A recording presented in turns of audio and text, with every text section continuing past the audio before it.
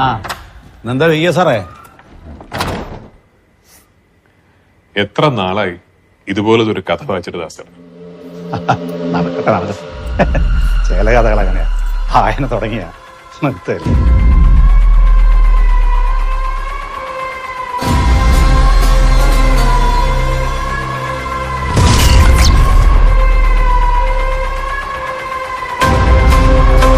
Soldier.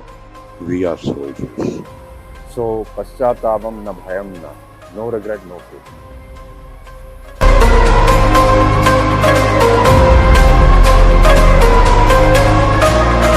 എന്റെ കുട്ടിക്കാലത്തെ ഒരു കഥയുണ്ട്. അർജുനനേക്കാൾ പവർഫുൾ.